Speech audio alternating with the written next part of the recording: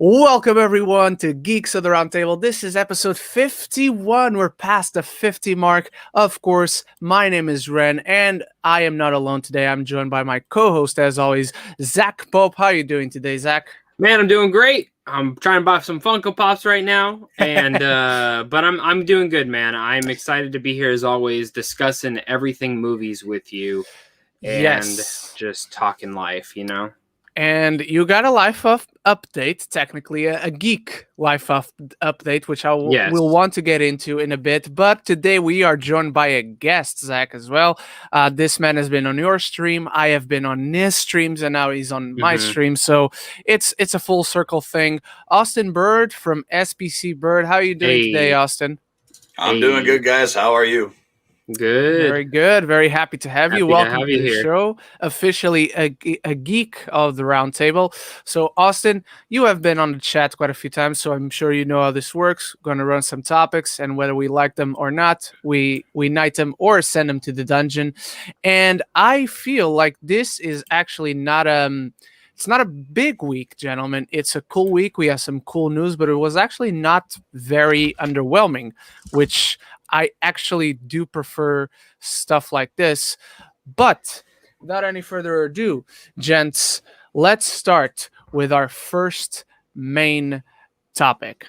And our first main topic, it's the fact that it was me. Zach can't get his fucking Funko Pops, right?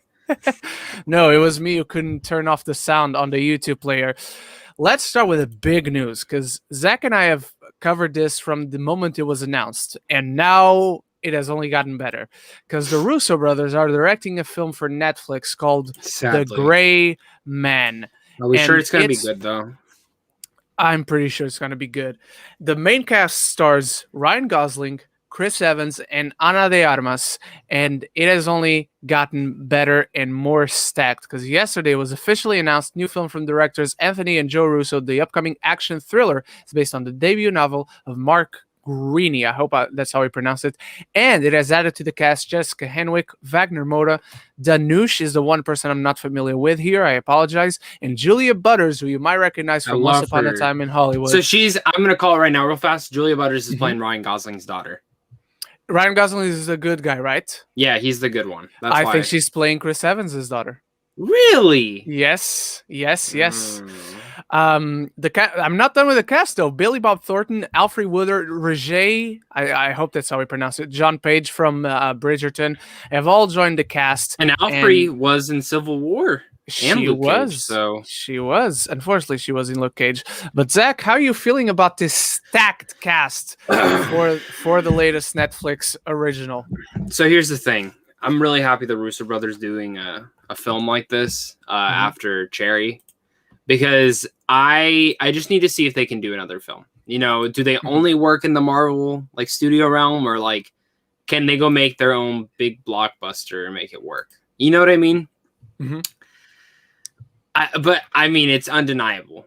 The cast here is fucking incredible. Point blank, they are fucking incredible. That's it. Who knew we'd ever get a film with Ryan Gosling and Chris Evans and Ana de Armas, man? Yeah, it's perfect. I'm so excited. I'm so excited, and I really hope it doesn't suck. I really hope it doesn't suck. Austin, how are you feeling about this? And what's your thoughts quickly on the films that the Russo brothers have produced so far after Endgame? Because I know you haven't had an opportunity to see Cherry yet, but how are you feeling about, let's say, Extraction and 21 Bridges? I did watch Extraction. I thoroughly enjoyed it. It's probably one of my top 5 movies of last year. It was very enjoyable. I'm really surprised because I saw a direct to Netflix movie with Chris Evans, and I was like, it's probably not going to be that good. But I am a huge fan of Chris Evans. He's done so good, even outside of the MCU. I've liked him in Knives Out, which was another big surprise for me because I didn't think I was going to like that very much. And same thing with Snowpiercer. That one's just another great Chris Evans film. But I'm pretty excited after seeing the cast now. I'm more excited. I I'll be honest, I don't know what the movie's about at all. So, from what I remember, it's a CIA spy that goes rogue, and then someone is trying to catch him. And Chris Evans is the bad guy, which will be very entertaining to see because he clearly plays a great bad guy. I'm super stoked for this. I have seen Cherry, and though that film is that film has a lot of problems, I never felt the direction was one of them. The direction was clutched by the writing, that I will say. But again, I'm super excited for this. And again, the Russo brothers have 4 great movies that they directed. They got one okay one in my book. And again, the direction wasn't a problem in that one. So I'm super stoked for this. The genre is up my alley. The cast is very up my alley. The people who directed my favorite movie of all time, directing my favorite actor working today. So I'm super stoked. I'm officially knighting this. How about yourself, Zach? I'm gonna knight it, man. I've seen Cherry too. I don't think the direction is the total issue. Because I like the movie overall, but I don't also think the directing was the savior of that film. I think the savior of that film was Tom Holland. Oh, 1,000,000%. And the score.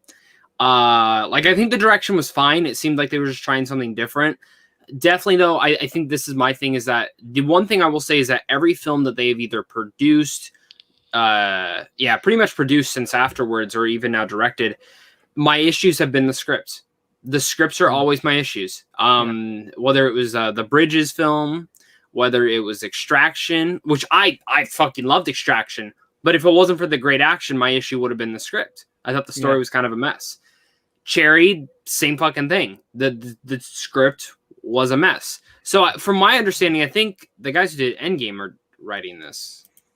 Yes. I'm pretty sure. So that brings me a little more hopeful, but at the same time, like, I want to make sure that they can do more. Like, So I don't know. We'll see. Just put it in front of my eyes. It comes out next year, correct? I believe so, unless stuff continues to go badly, which hopefully it's not. But supposedly, yes, it comes out next year. Okay. Well, I mean, Texas opened up their thing. You don't have to wear a mask anymore. Oof. All right, Austin. How about yourself? What's your verdict? I'm also gonna knight it as well. It's nice seeing directors, get out of their comfort zone and do other things. They've been so used to being in the MCU, so it's a nice change of pace. Yeah. All right, let's go to our second topic then, ladies and gentlemen, and let us know your thoughts. Oh, by the way, before we move on to a topic, I gotta ask, guys, Movie Club, start throwing your thoughts down there for the Owls of Ga'Hoole for Movie Club. I actually just rewatched that too. Yes, because last week we recommend Legend of the Guardians, The Owls of Ga'Hoole. So we want to know your thoughts. I forgot to ask it at the beginning of the show, but start throwing them out there. And when you put in your thoughts, we'll talk about them real quickly. All right, let's go then to our second topic. And Zach sent me this last night, actually. And take it with a grain of salt. It's not a sure thing. It's a rumor. Last night for you. Last night for me. I'm sorry. But comes to us from the Illuminati saying that the Illuminati can exclusively report that Ewan McGregor's Obi-Wan Kenobi will have a recurring role in Andor. The fact that Obi-Wan will have a sizable role in Andor shows that Lucasfilm is making an effort to connect all of its Disney Plus series. Obi-Wan has a closer relationship with Senator Bail Organa, so maybe he will be a key contributor of intel for the growing rebellion. Zach, no, sorry. Let's start with Austin this time. Austin, what are your thoughts on this, on the show Andor itself, and how do you feel about Obi-Wan coming in? Man, I'm going to be brutally honest. As much as I loved Rogue One, for me, I did not like the character of Cassian Andor. Just how dare you? Hear you. I'm sorry. He's like the only character I like. Oh man, I didn't like him at all, man. I tried so hard. He's gonna come to your house and shoot you, man. Be careful with that. Hey, I'm all right with that. At least I get to see him. I'll give him that at least. Okay. But as for that, I'm not all too excited for the Andor show. Don't get me wrong. It's Star Wars. As you guys can tell, I'm a huge Star Wars fan. I'm still going to watch it regardless day one. I'm probably still going to enjoy it for the most part, but I don't foresee Ewan McGregor being a recurring character. I could see him more either maybe being a hologram or being in one scene. stick with just the Kenobi show, in my opinion, for him. All right. Let's go to you, Zach. How are you feeling about the show and the possible recurring involvement of Obi-Wan? I love this. Point blank, Okay. I haven't been excited for the Andor show. It's probably my least anticipated show. Just because I like Andor, I just don't think there's more to explore there. Honestly, it just depends what they do. I think it's more because I don't know what the story's about. They haven't said what the story's about whatsoever. Which is kind of like where Ahsoka, I kind of know the story. Obi-Wan, I can kind of guess the story. The shows that they haven't said what the fuck they're about are the ones that I'm not really that excited about, and this is one of them. Now, the same thing with this. I have heard the same thing, that Obi-Wan will be an Andor show. So I'm kind of feeling this exact same thing, that Obi-Wan will be an Andor show. And from what I understand, it's a 10 to 12 episode show. Yes. He's supposed to be one of the main characters, and guess what show comes right after Andor? It's supposed to be Obi-Wan. So makes logical sense. The other character that I also sent you that Kessel Run Transmissions has hinted at is Ahsoka is also going to show up in this show, because in this time period, she's Fulcrum. To be honest, that actually sounds more logical than Obi-Wan for me. Like, honestly, like if you were going to do one of the two, Ahsoka seems more logical because of Star Wars Rebels time. Yeah. But again, let's just, for apples to apples, you know, if you get both, cool. I mean, that's fucking awesome to me. I ain't gonna complain if I get to see Ahsoka and Obi-Wan talk. Fuck. And honestly, at this point, I won't be shocked if Ahsoka shows up in Obi-Wan. True. I wouldn't be shocked. I'm not saying she would cross paths with Hayden, but I definitely think there's. She shouldn't. She shouldn't whatsoever. Like, shouldn't whatsoever. If you watch Star Wars Rebels, not whatsoever, she should not. But yeah. No, I'm excited for this, and we've gotten some good casting news. Even the girl for Obi-Wan too. Indira Varma has been announced that she's joining the cast of the Obi-Wan show, and myself and Zach believe she'll play Satine. She's got to. I mean, I don't know who else. What's her surname? Oh, I don't know. Because Bo-Katan says her surname in Mandalorian, so I should remember it. Whatever. I'm excited about this because I'm excited about the Andor show. I really did like the character from Rogue One. I really did like Rogue One as a whole. I love that it's a spy show, and I think because it's a prequel to Rogue One, we are going to see how this person became very jagged and became and turned into someone who has such a dark outlook into the world, rightfully so. He sees all the shades of gray. He wants to work for the rebellion, but he's doing things that are morally incorrect, like we see in the beginning of... Like you do. Like you do it every day, right? Yes, I do. I slay people all the time with my lightsaber. I put my White Ranger helmet on, and boom, I go into kicking ass action. So also, like that's something I like to do. Like, you know, yesterday I got really more excited about the Snyder Cut. So I put a mask over my head. What mask was it? Just a regular mask, like just a black generic mask. Okay. And I took all my clothes off and grabbed my lightsaber and ran outside and streaked down the street. And you know, my parents said that was weird, but I'm like, I'm a Jedi, motherfucker. You know? Yeah. You ever done that? You ever done that? No. Either of you? Nope. Austin, no. All right, gentlemen, back to the verdict. You guys are missing out. Let's. We don't live in a warm area like Arizona. Everyone in the chat, what do you guys think about that? Zach, I live in North Dakota. It's way too cold here to do that. Hey, that's okay. Zach, let's go to your verdict. How are you feeling about Obi-Wan going to Andor show? I need to see. I honestly need to see how they fit him in there. But overall, I'm really excited. Joe Fletcher did say something in the chat though that I think would be pretty cool to bring up right now. Since it's not like in a second. Once we get Austin's verdict, and then we can probably pop that up real fast. Yeah, Austin. But I know. You know, I think you guys say like throw it to the side for now. Yeah. Okay. Yeah. I'll probably do that because, I mean, Ren, you know better. We talked all the time in the Talkalorian. There were characters I wasn't excited to see, but then as soon as they were on the screen, I got very, very excited. I thought the same thing about Boba Fett. I'll even say it. I thought about it with Ahsoka, and those are my 2 favorite episodes of the entire series so far. So just for now, I'm going to just toss it off to the side. All right. I am actually, I know I said I was excited, but I'm actually going to do the same thing, Austin, because like I said, I think this has promise. I think this has potential, but I need to know what kind of involvement does he have?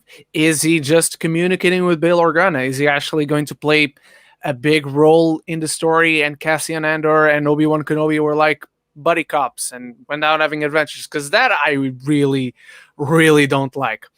Because it would make no sense. Yes, exactly. So it has a potential. I'm excited for the prospect of what this could be.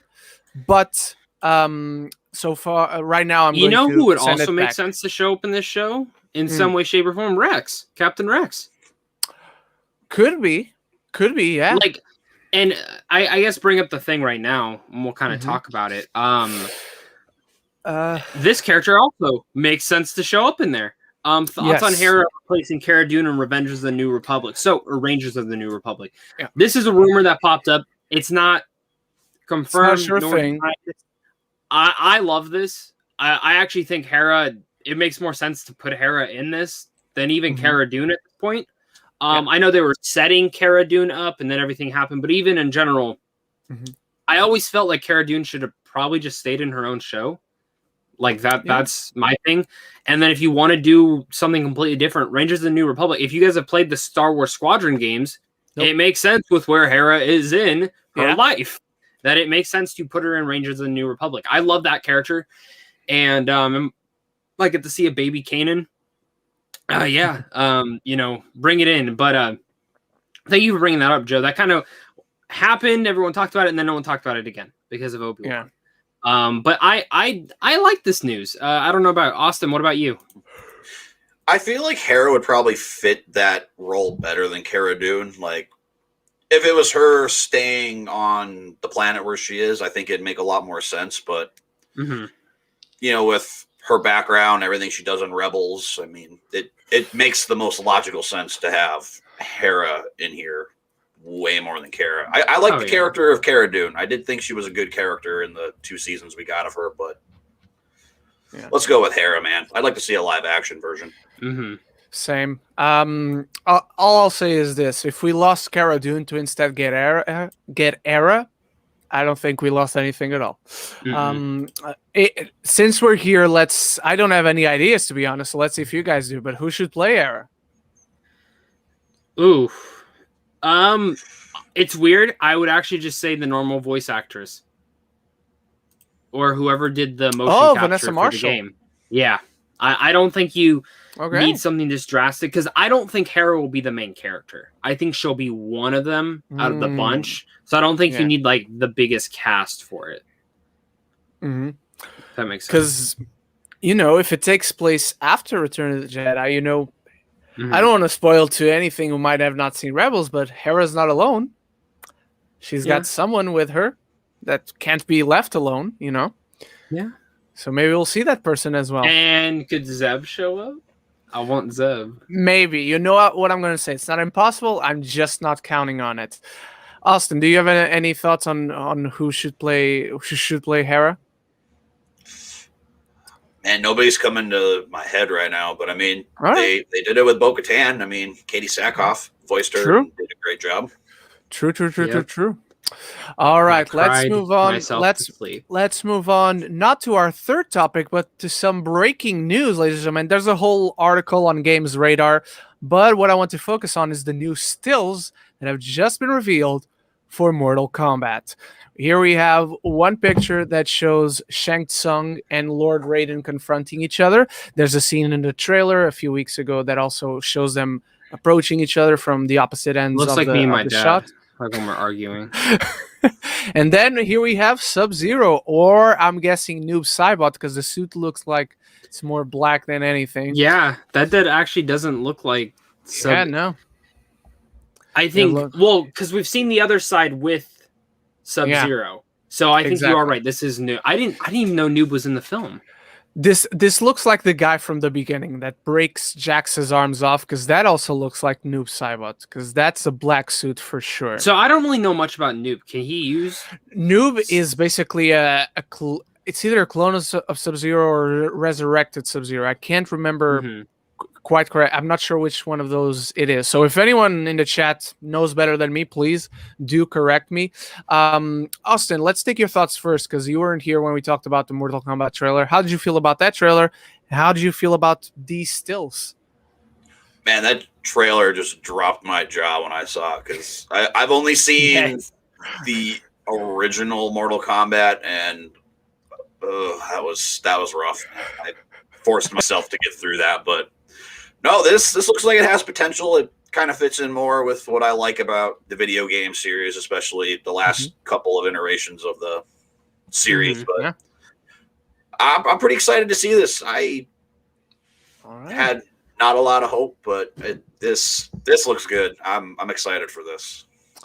I am with you. All right, gentlemen, let's go now officially to our third topic that has been revealed by Dwayne Johnson, that Black Adam finally starts shooting this April. Hopefully, maybe. It's not gonna happen. Suppose. Yes, I am with Zach on this one. Let me start myself with this topic. I want to see this film very bad. I got super excited for it from the moment it was announced, because it's The Rock, and I'll always be excited for his projects. I got even more excited with their presentation on DC Fandom last year, because everything about the presentation felt like one of the cutscenes from the God of War games, and I love me some God of War games.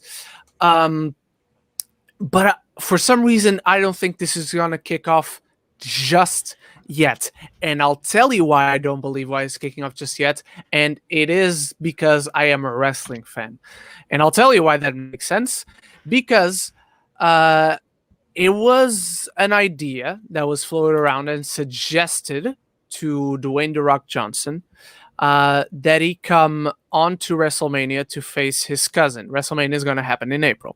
His cousin Roman Reigns, which is the current Universal Champion. Apologies.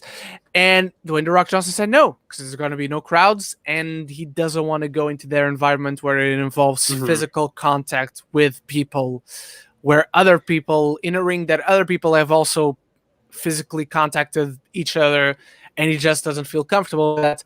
So I feel April is a little bit too soon to start imagining that a film like this will shoot. What I am going to say, however, is that I think this shooting is getting delayed a bit, but I don't think by much. I think it's going to get a bump. Like last week, I talked about Black Widow. I feel it's going to get one more push, but it's not going to be a big push. It's going to be a month, maybe two, and that's pushing it. I think the Black Adam shooting is going to start a little bit later than April. There still isn't a release date for this, though. They don't exactly. Have one Plus, there's that. How are you feeling about this, Zach? When the movie happens, I need to see the first trailer or set photos or something for me to believe that this thing's happening. It's been in development for over 6 years. The Rock was originally announced to play Black Adam in Comic-Con 2014. Yeah. And, I love him. I love The Rock. I think Black Adam is a perfect superhero for him, or supervillain or anti-hero, whatever you look at him as, to play. Well, is his name going to be the new thing? The Shazandom? Shazadam. I hope not, dear God. But I don't know. That's a really, really good question. I guess we'll see. I don't know. I'm super excited for this. That's all I can say. Besides Noah Sorrento, I'm so excited for this. Same here. All right. How about you, Austin? Are you excited for the Black Adam movie, and how are you feeling about this scheduled date to start shooting? Do you agree with us that it's going to be delayed, or are you more optimistic? I could see it getting delayed, in all honesty. I mean, a lot of movies that I've been waiting to see have been getting pushed and getting more reshoots and everything. It honestly, it'd probably just be for the best. But right. I'm like 50-50 on it. I personally can't see The Rock playing Black Adam, unfortunately. Oh. But I'm with He's Zach. he's gonna show up outside your house with Andor. Man, I'm gonna have a line outside of my house by the end of this.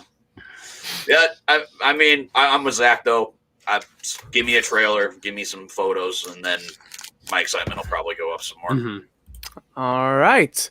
Overall, you know what? I don't believe that they are going to start shooting in April, but if they are this optimistic and they do have a goal and a set date in their minds and they want to get this started, I'm actually going to knight this because I want this movie to happen. I don't doubt that this film is going to happen. I just doubt that they're going to shoot it in April. How about you, Zach? What's your verdict?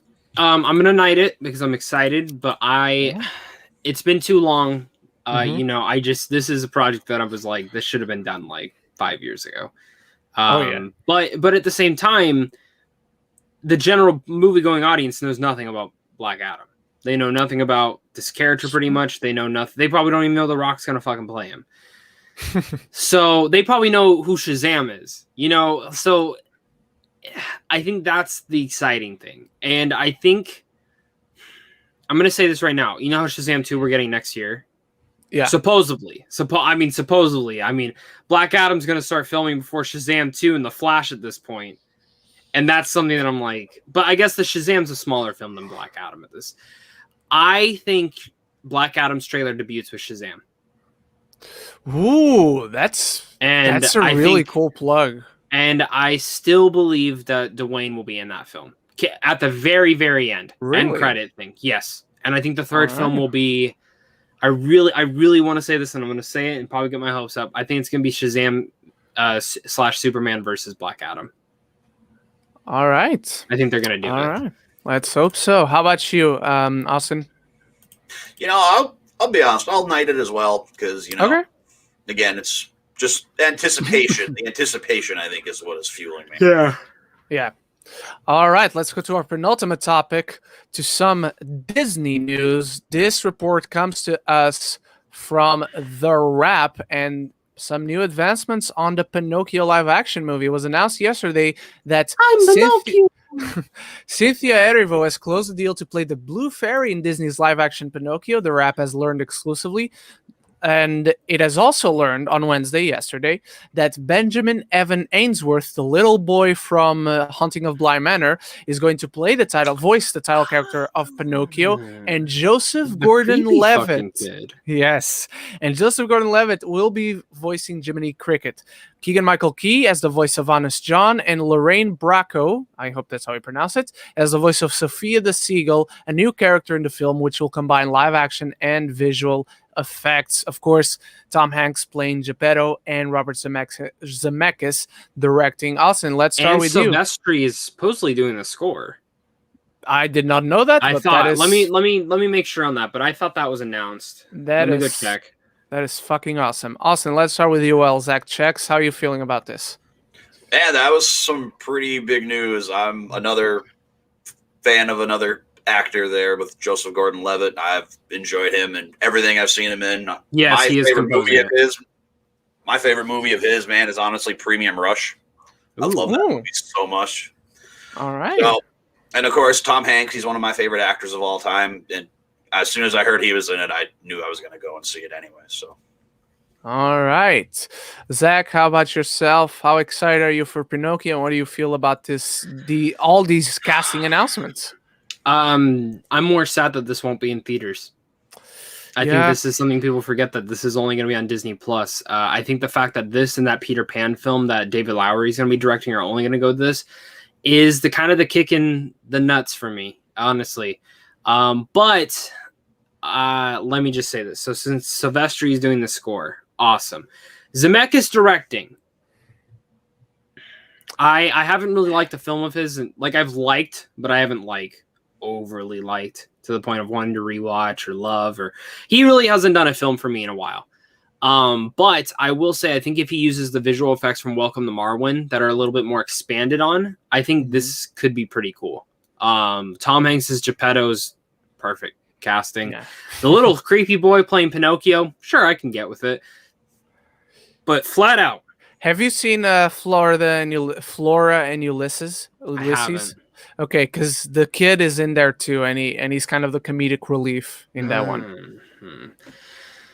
I guess I gotta check it out now. But the best part about all this news was Jiminy Cricket. Joseph Gordon-Levitt playing Jiminy Cricket. I can't express enough how perfect casting that is, and how now I'm more excited. And even Cynthia Erivo as the Blue Fairy.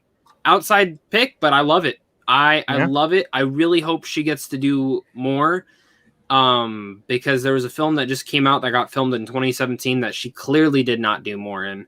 5 minutes. Yeah, and I mean, it's chaos walking. If you're going to see the movie for her, don't because she's literally in the film for less than 5 minutes, and you can clearly tell this is like right before she was about to go famous, like before, like because I think in some of the marketing they even said Oscar nominee Cynthia Erivo, and it's like, you motherfucker, she's in the film for like 5 minutes. But yeah, no, I love this cast. Again, I think I'm more nervous on Zemeckis, but I'm cheering for him every time he has a new film. I always sit there, I'm like, this could be the one. This could be the one. And if he does the visual effects, like I said, from Welcome to Marwen, I'm all for that, because I'm one of the few that didn't hate the movie, but I think the visual effects in there were probably some of the best parts about it all. That actually made me go, you could remake Small Soldiers right now, and it would be fucking awesome. That would be so fucking cool. I'm super excited for this, guys. I'm for the casting, that is. I think, just like Tom Hanks playing Geppetto, I think Joseph Gordon-Levitt playing Jiminy Cricket is like a stroke of genius. It's one of those perfect castings. I remember that, independently of how you felt about the movie, I remember that when the castings were being announced for the Beauty and the Beast live action, I was like, you know what? I wouldn't have thought of that person, but that's perfect casting. And then another casting, and I'm like, wouldn't have thought of that person, but that's perfect casting. So on and so forth. I think as far as casting is concerned, they've been nailing a lot of these Disney live action movies, and I agree with Zach. It's sad that it is going to a streaming service, and the thing that makes me very uncomfortable, very fearful, is Zemeckis directing, because like Zach, I haven't liked a movie of his in a while. That being said, he has also given us some of the greatest films ever made. Name one. Back to the Future? Yeah. Like the first one? I'm kidding. I don't have a personal connection to it, but it is one of the greatest films ever made. Clearly.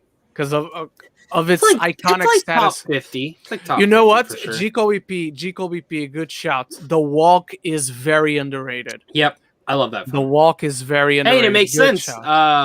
Levitt. So. Levitt. Yeah. Forrest Gump being shouted in the comments. Castaway is fantastic. Overrated. Yes, on Forrest Gump, I agree. Still a good movie, just overrated. Yeah. Sorry for breaking your heart, Austin. You don't need to be silent. You can interrupt us anytime. But I like this. I'm gonna knight it just for the casting alone. Yeah, I'm knighting all this casting, and apparently Silvestri is doing the score, so I'm knighting that as well. How about you, Austin? Yep, I will knight it as well, guys. All right, gentlemen, it is time for the last main topic before we go to your live Twitter questions. Your live questions in the chat. So throw them in the chat. Start throwing them down there. Before we start the last topic, can I give my movie choice for the week? Because I have to bolt out after it. Give your movie choice. And then I guess we can announce the show guys will be moving to Saturday next week. Yes. Starting next week, Geeks of the Roundtable moves to Saturdays, no longer during the week, no longer breaking news after the show. We will have all the news we need right before. We'll start doing this Saturday. So yeah, there's the announcement. We'll put it on Twitter after this. Zach, what is the movie people will have to watch? They must watch throughout this week. So weirdly enough, it's a film I haven't seen. But I did this because now I'm gonna make time to watch it this week. It's I Saw the Devil. Oh yes, We talked about it yesterday. We're going back to dark movies. Yeah, really fucked up movies apparently. So this is the movie that I've been like wanting to watch forever, and I think it's really fun because now I think if you guys get to check it out next Saturday, we're all gonna be able to discuss it. Because I'm gonna make time to watch it this week. It's one that I've like literally wanted to see for like 3-4 years now, and everything I've heard about it, it's just fucking brutal. So please check it out. I'm pretty sure you can rent it for really cheap. It's also on Amazon for like less than $10. So if you want to own it, feel free to go and own it. But that's the one. All right. So that is. Have you seen this movie, Austin? Yeah. No, I've never even heard of it. Is it a horror movie or what? It's a psychological thriller, a slow burn Korean film. It's really good. I'm sold already, man. If you want a good review on it, Stuckman did review on it last year. Yes, but he goes. Did he do spoilers? I don't remember. I don't remember like exactly what he said either, but I think he gives away more than you would want to. Oh, okay. If you haven't seen the movie yet. So maybe that's why I'm more excited because I watched that. Yeah, so go watch that. However you can find it. Hopefully it's on Netflix, on Amazon, whatever. But make sure you do watch the movie. All right, gentlemen. Our big topic of the week. Tomorrow is the day. 2 days before my birthday. No, I'm kidding. That's not the topic. Tomorrow is the day. It's the WandaVision finale. And the show has been kicking ass for 8 weeks straight. Tomorrow makes... Austin, you like the show so far, correct? Oh man, I love it. Okay. All right. I know the last episode was very divisive to people, and if you didn't like that last episode, go fuck yourself. I'm sorry. Seriously, go fuck yourself. I love the last episode, and yes, I want to start with you, Austin. How are you feeling? How have you been feeling about the show up until now? And let's address the question that is in the title of the video: will WandaVision stick the landing? What are your thoughts? You know, man, I'm one of the few people who had not a lot of excitement for this show, but man, I was sold after the first 5 minutes of the first episode. I'm like, okay, all right, I'm in. Let's go. I've enjoyed it so far. Last week's episode is probably tied for my favorite. I really enjoyed the one with Quicksilver, Evan Peters, I think is his name. Yeah. Mm-hmm. Yeah, the one where he's actually in the entire episode, the Malcolm in the Middle episode. That's probably my favorite so far. Yeah, same. But I've been hearing there's supposed to be like a surprise cameo in the next episode. Yeah, it's Paul Bettany. Yeah. So I'd have to see, man. I don't know. If it's been pretty solid so far. I think it will. I think it's going to stick the landing. I mean, personally, I haven't seen a bad MCU movie except Thor: The Dark World. All right. So. All right, Zach, how about yourself? We know how you've been feeling about the one. Yeah, so dude. Let's go for flat the flat question. out right now. If this show sticks the landing, it might be my favorite MCU thing ever, and I can't express it enough. I was doing like a ranking, like if I were to include it the movies, and right now it's my number 3. It's Guardians 1, Endgame, and then WandaVision. And I never thought anything would pass Black Panther for me, honestly. But that last episode alone, I literally bawled like a little baby. I get emotional talking about the episode every single time. I think the line that they talk about with the grieving thing hits hard, but it's every little moment leading to that, and the moment when she opens up the map and it says to grow old in, and it literally fucking kills me. I saw one person tweet out, "When would Vision have been able to buy a house for them when they were wanted?" Fuck you, first off. Because here's the thing. Vision was never wanted. Never in his life was he wanted. Wanda was, but he wasn't. Yeah. There's little things that now make a lot more sense. When he's cooking in Civil War. Remember my dad goes, why the hell is he cooking? He can't even eat. For Wanda. Yeah. We learn in Wanda, he everything he's ever done is to understand her more. They were both born from the exact same thing. And they're also both alone in this world.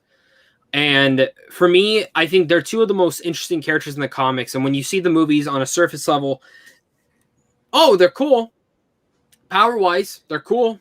But other than that, I didn't really care much for. In fact, honestly, when Infinity War came out, and every time it flashed to them, I thought it was a little slow. Those are the slow moments for me. But now watching this, it makes me love those moments even more. And it kills me because I'm sure Vision's dying again. Oh, 1,000,000%. Like, this is it for Paul Bettany, but I know it's not the end for Wanda herself. It's going to stick the landing 100%. I really hope people, like, I already know what's going to happen. People are going to be disappointed that Mephisto doesn't show up. Nightmare doesn't show up. There's not some big cameo. There's no Magneto in this, but who knows? Magneto could still show up. I mean, any of these characters, it's still fair game that any of these characters could still show up, but I think it's going for a more, I don't want to say cliche ending, but I want to say the ending it's been building up to. I think, yes, it's hinted at a lot of different things, but overall, that's the Marvel universe. It's for fun. If we point and have fun, you know, we've already gotten hints at Atlantis. We've got hints at Wakanda in the first 2 Iron Man films. You know, it eventually happens. But I think in this context of this story, I'm happy that all my theories didn't come true. I really am. I think the closest one to happening is the one that Ren said, is that Ultron possibly happens this week or tonight, I guess. And then I saw someone in the chat say, "Is there a secret 10th episode?" No, there is not. Disney, I have the release schedule for the next few months. It is not in there. Next week is just the making of WandaVision, so we are not getting a secret 10th episode. It would be awful marketing if you did that. You know, you're not going to have a secret episode. You're not going to waste millions of dollars producing a TV episode to. Shh, don't tell anybody, but we made an extra episode and nobody knows because we don't want anybody to see it. We don't want the ratings. We don't want the subscriptions. Of course, they would tell us that there was a 10th episode. Now, I want to ask both of you guys a question real fast. What's the end credit scene? Something relating to Spider-Man 3. Okay, Austin? I'm honestly going to say maybe the first few minutes of the next Doctor Strange movie. Ooh. That's a fantastic, because they did that with Ant-Man, the Civil War. Yeah. And it's almost done filming. I mean, it's not plausible for them not to have. That's a really good suggestion. And then also, you know, I think a lot of us forget that Far From Home takes place after this. So it makes sense that the multiverse was brought up from Mysterio. So Mysterio knows about it. I'm sure to some of the knowledge, it's knowledge of what happened within WandaVision. I'm so interested to see how they end this show. I'm really interested to see. I'm sure the kids will be safe. I'm sure Agatha Harkness dies. The one character that is, we know Monica lives. We know all that. The one character I'm still waiting on is Quicksilver. Because, all right, you got to tell me who he is. I mean, I'm at this point, they pretty much, for me, like the last episode, it was like, all right, he's not, it's fucking from the X-Men universe. That's my only explanation. It's still inside my head. And I'm going to call it on this episode. I don't know anything. Like, any of the leaks that I thought I got spoiled on last week, only one came true. The rest didn't. Okay. What was it? What? What was it? The one that did the Salem trials. I knew about the Salem Okay. trials. Okay. And I knew she didn't steal Vision, which I think we all Okay. know. Okay. That's awful that you got spoiled for that. Yeah, but that's was a it. big I didn't know reveal. about White Vision. I didn't know about any of that. Okay. So I'm gonna assume that any leaks that I've heard about isn't true. But I do have a theory for this week's tonight. Okay. We're getting a Quicksilver scene. Oh, you mean a running scene? Yeah. I think what's going to happen is that something's going to happen inside this town. And I think Monica and Quicksilver are going to be the ones to save those people. While Wanda is fighting Agatha, and maybe Monica joins in on that. And I think Vision fights Vision. Did Ren freeze? Oh, yeah. Vision fights Vision is for sure. Is for sure coming. I froze for a second, but I didn't stop hearing you, so I didn't say anything. All right, let me address the things that we've all said. Because WandaVision is fucking awesome. I love this show.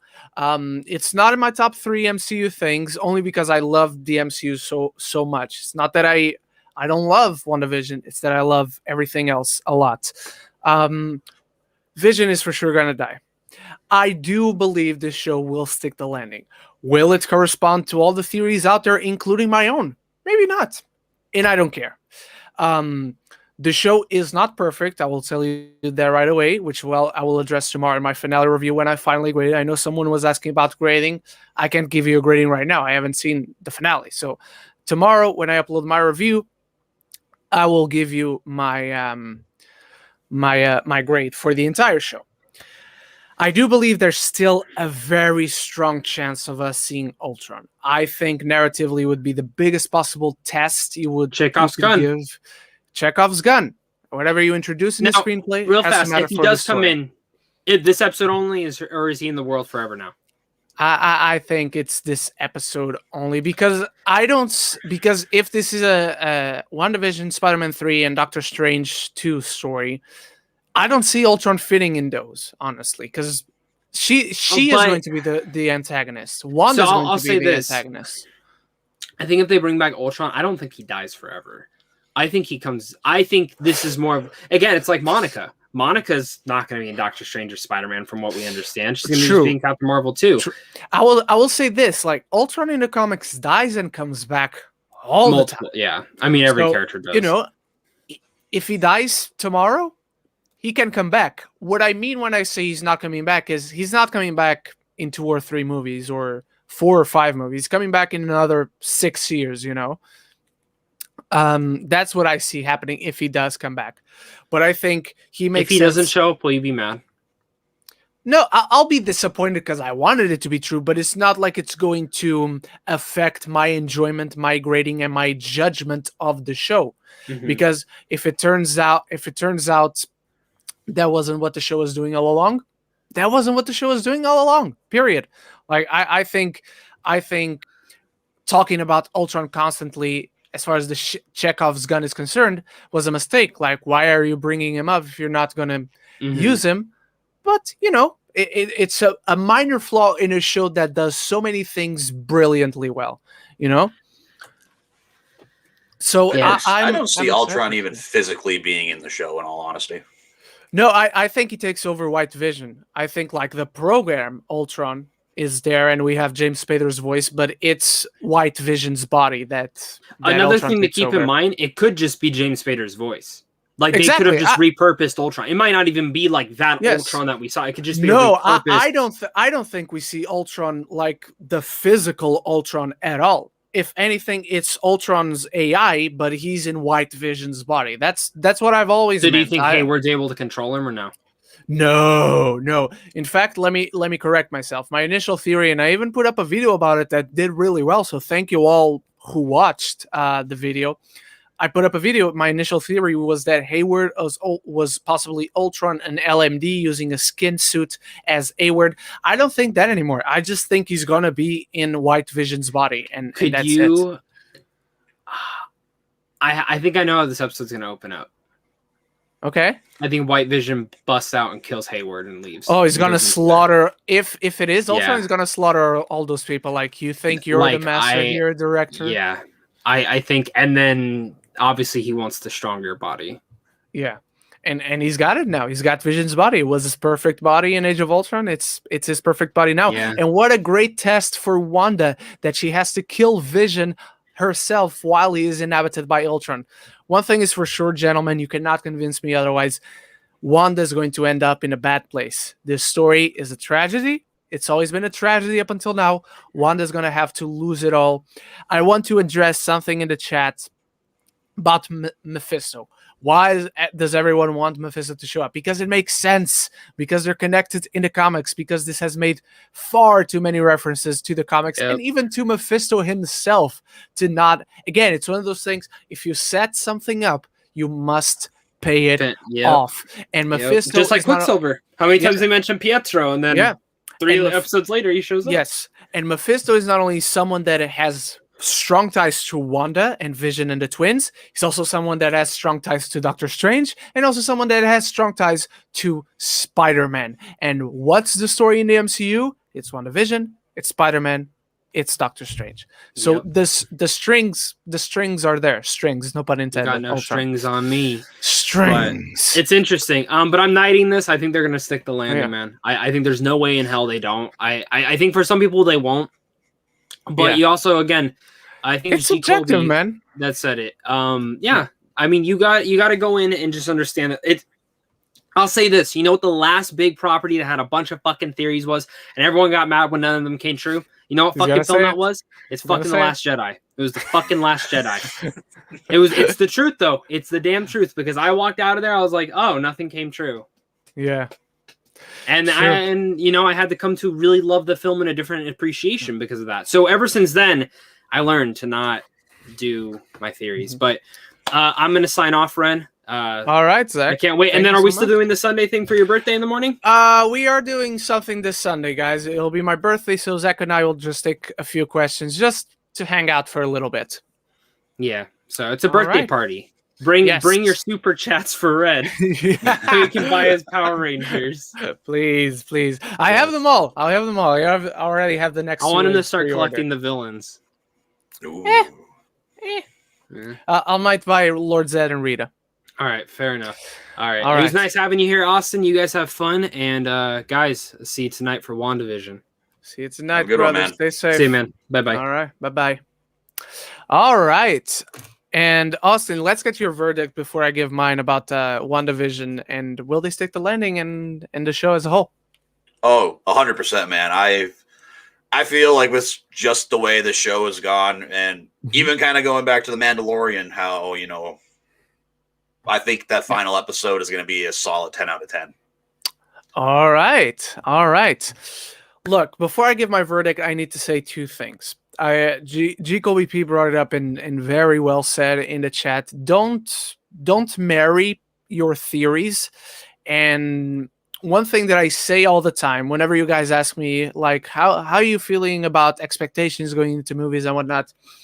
When it comes to film criticism, you should, and there's a fine line between these two things, and I am guilty of having done it. I'm sure Austin is guilty of having done it. Zach and everyone that does film criticism at some point or on some level has done it. Always judge a movie or TV show, in this case, for what it is, never for what you want it to be. Again, it's a fine line. It's easy to cross that line and not even realize it. But that's the one thing we got to keep in mind, whether for The Last Jedi, for WandaVision, just judge it for what it is. Judge it for what they give you. Certainly has flaws. I love WandaVision, and loving WandaVision doesn't mean it has to be perfect. So if you have issues, and even if you completely dislike it, you're completely valid for it. It just didn't work for you. It just didn't work for you. They took a risk and made an extremely different, bold show. And when you do bold, sometimes it doesn't pay off. Look at Austin's left shoulder over there. Sometimes it doesn't pay off. For me, it did. For others, it didn't. All right. Let's go into our live questions. I suppose this should have gone a little more up, but no matter. Let's start here with Joe Fletcher, who says, do you think they will have to age Ewan McGregor up for Andor? I don't think so, because Rogue One was still when the Death Star was just finishing being built, and the show will take place a few years before that. So I don't think they have to age Ewan McGregor up, only because he has already aged since the last time we saw him as Obi-Wan. How about you, Austin? I think they actually probably will, but it won't be like as noticeable. It might be like just a little bit more silver hair, maybe a couple of little wrinkles here and there, but I don't think it's going to be nothing completely major. All right.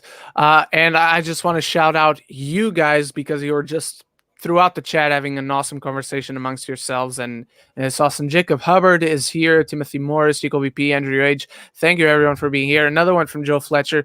Do you think Satine will be in Obi-Wan flashbacks? Yes, she's got to be, because at the point in time that the show takes place, she did. So she can't be like in maybe flashbacks, maybe like a haunting of Obi-Wan, like he imagines her because he's all alone out there in the desert.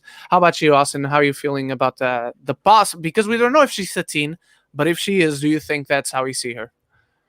I could see it, in all honesty. I feel like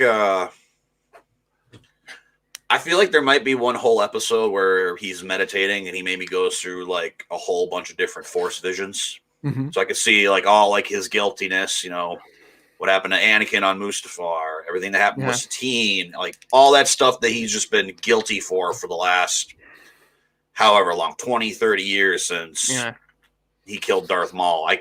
I feel like they'll have an entire episode just dedicated to his PTSD and what really causes him to become so emotionally broken. All right. Let's go to good friend of the show, Tyler Van. Thoughts on Apocalypto? Austin, have you seen Mel Gibson's Apocalypto? I've seen it once, but it's been, man, a long time. I also have seen it once, and also it's been a while. I remember liking it more the direction than anything else. Rather, I don't believe. Again, take it this with a grain of salt because it has been a while.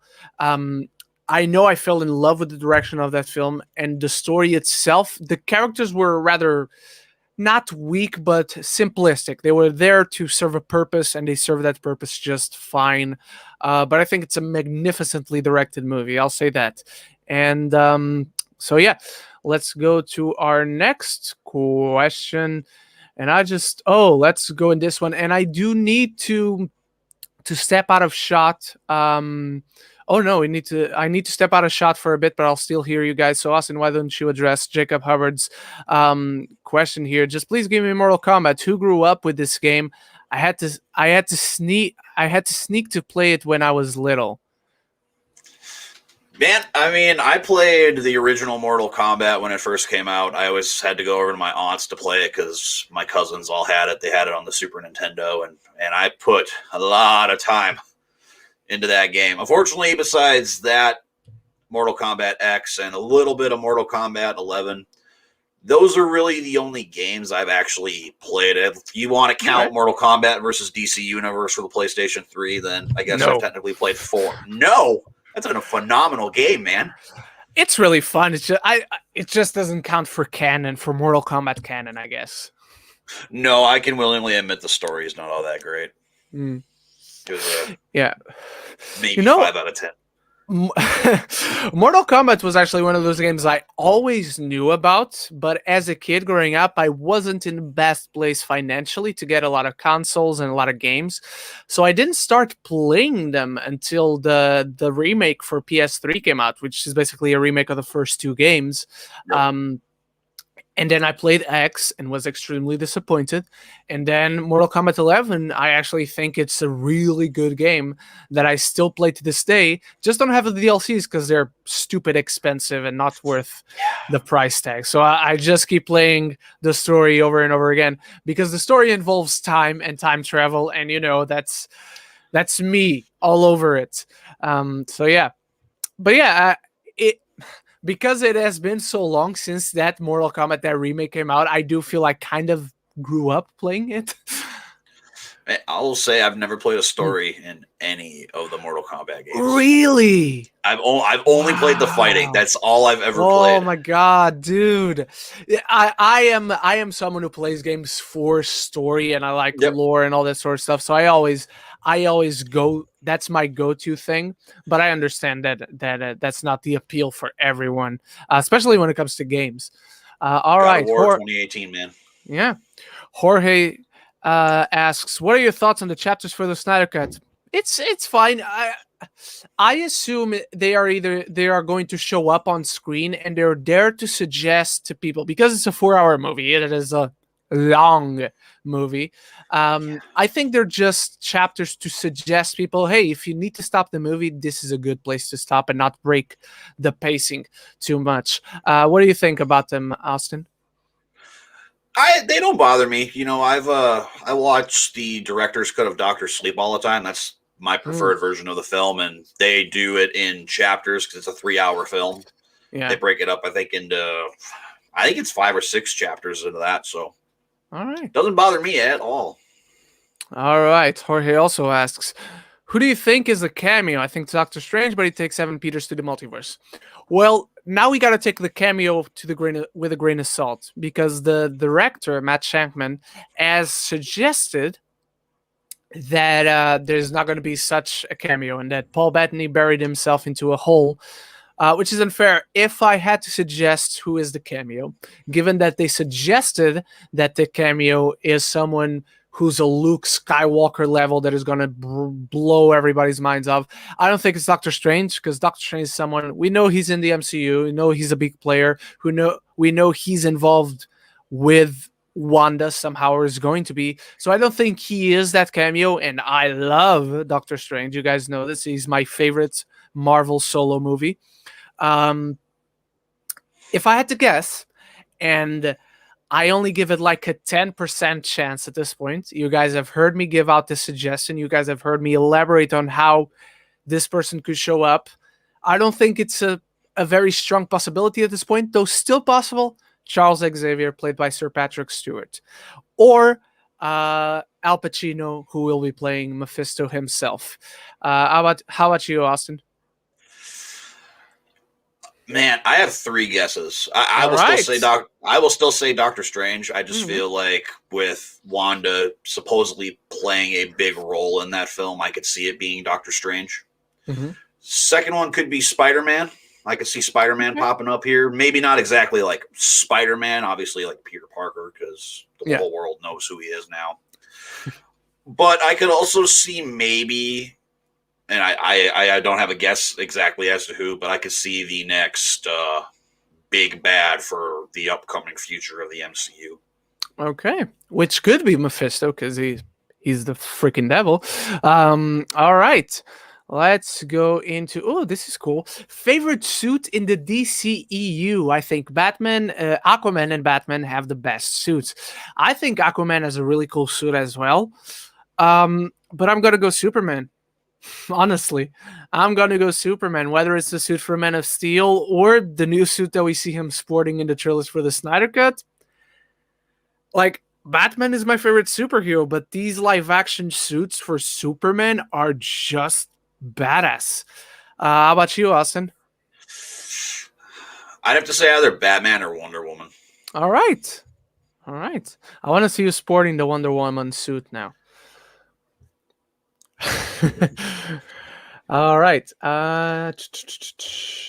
What else we got, everyone? Let's go. This is a good question. Who do you think the main villain is going to be in Hawkeye? I think it's going to be the Mafia that he fights off in the Matt Fraction run of Hawkeye, which is very clearly what the show is being based on.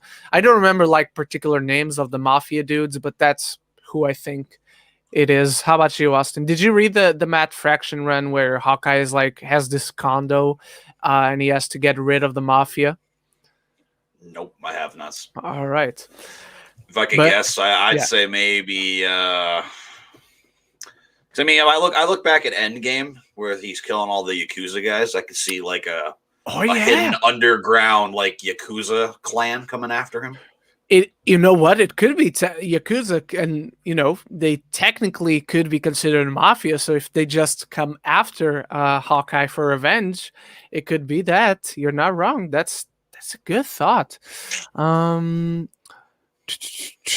Ooh, here it is. Finished watching Legend of the Guardians a few hours ago. I thought it was okay. It's visually stunning, but the story and characters didn't grab me. Plus the conclusion of Owl City music. You know what? You're right on that. On the Owl City music. It was too on the nose. Austin, have you ever seen Legend of the Guardians: The Owls of Ga'Hoole? I've never even heard of this movie, to be honest with you, man. It's an animated movie directed by Zack Snyder. Really? It's actually pretty solid. It's based on a series of books. I thought he did a really terrific job with it. Characters didn't grab GKOP. That's okay. And thank you very much for sharing your thoughts, my friend, because I really wanted to know what people thought of that movie that we recommended last week. All right, let's go to Jorge. What do you think about Inglourious Basterds? Watched it yesterday. One of the best Tarantino movies, my friend. Probably, it's my third favorite Tarantino film. That first scene alone is magnificent. We talk about it all the time. It's just magnificent filmmaking. Austin, what do you think about Inglourious Basterds? I personally don't think it's one of Tarantino's best. I also personally say I don't think Tarantino's actually made a bad film that I've seen so far. My favorite's still Pulp Fiction. I don't think that's ever going to change, in all honesty. Granted, 100%. I haven't seen Once Upon a Time in Hollywood, and I hear Zach talk about it all the time, and I've never seen it. I've just it doesn't look. I'm not a big fan of Brad Pitt. I'm going to throw that out there. Oh, really? I know. Oh, wow. I even watched World War Z here like last year, and I did a whole 20 first time watches ranked, and I think that was like number 7. But I don't know. This Inglourious Bastard is okay. If I could give it a score, I'd give it like a 3 out of 5. Okay. All right. Hizzy, hey, who is one of your least favorite actors? What is a film you could put them? What is a film that you could put them in and utilize them well? Oof. I don't know. That kid that Zach talked about, Noah Centrano or something like that, that is in all the boys movies from Netflix. I think he's a vacuum of charisma. Whenever he steps onto screen, everything just disappears, and the energy that's still in the screen disappears, and he absorbs it and leaves it to die. So I either not cast them at all in anything, or I would make them like the first victim in a horror movie or something like that. So yeah. Austin, do you have any thoughts? Judy Greer, man. Oh, you don't like Judy Greer?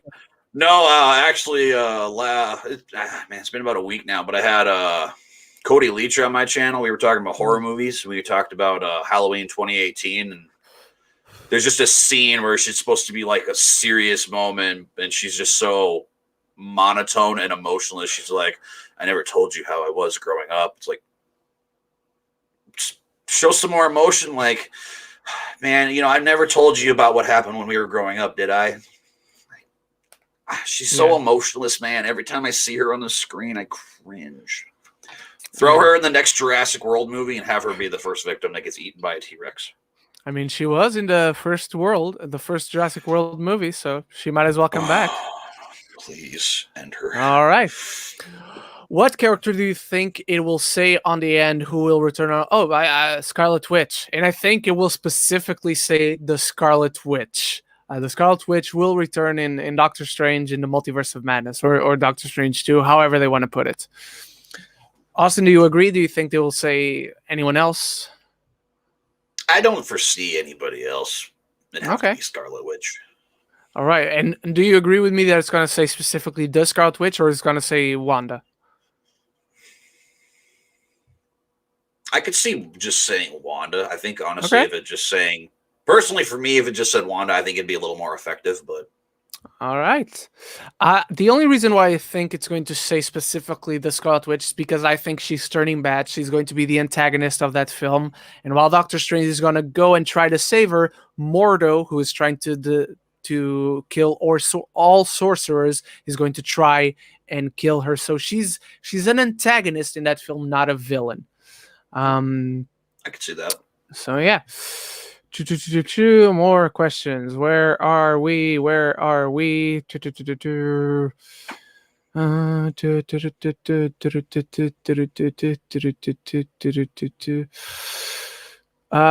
Chico PS. Do you think that Marvel tries to bring back stuff that people didn't like from previous movies, Jane Foster, Mandarin, and improving them like Darcy and WandaVision? Yes. We clearly have the proof here. They did it.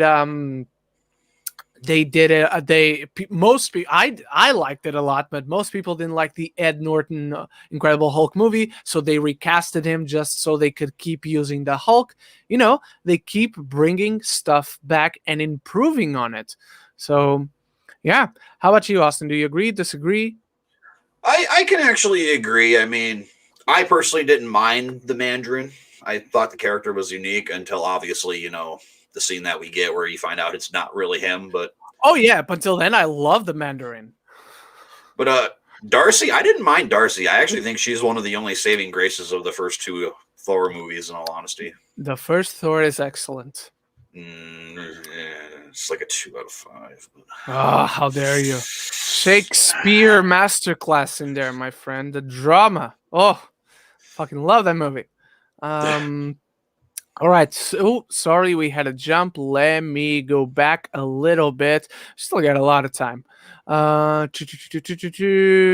We had a big jump. Jesus. I'm really sorry, everyone. Trying to catch the next question. I don't think they ever prompted Mephisto, did they? They did in the first episode in the commercial. The toaster has 999, which if you turn around, it's 666. Agnes or Agatha at this point calls her husband. We still haven't seen Old Scratchy, and Old Scratchy is an old nickname for the devil.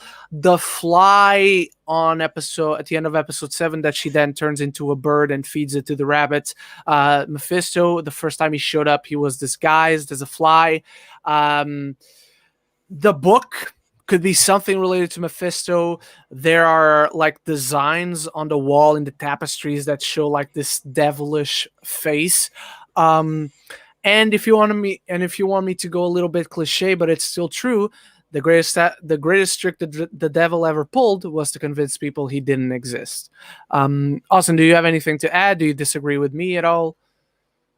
I don't know much about the character, man, so I'm just going to agree with you because. All right, he's the freaking devil. That's all you need to know.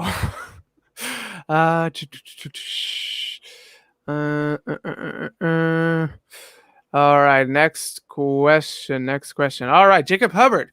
In your honest opinion, when do you think is okay on your social media to talk spoilers? People spoil WandaVision literally minutes after it airs at 3 a.m., which is not cool because I don't even know. Like, yeah, 3 a.m. It comes out in midnight LA time, I think. And midnight LA time is my 8 a.m. It's when I wake up and I go work out as fast as I can just so I can take a bath, a shower, and then go and watch WandaVision. It's not cool. It's not cool to spoil things minutes after it airs.